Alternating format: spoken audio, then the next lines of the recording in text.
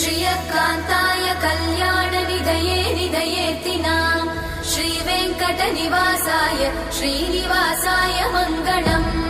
लक्ष्मी सविभ्रमालोकसुभ्रूविभ्रमचक्षुषे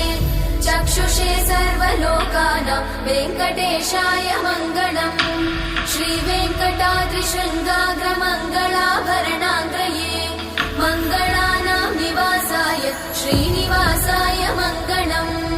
सर्वावयव सौन्दर्य सम्पदा सर्वचेतसां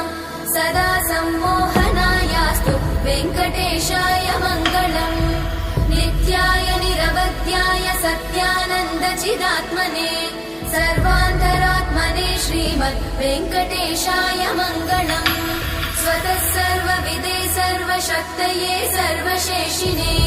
सुलभाय सुशीलाय वेङ्कटेशाय मङ्गलम्।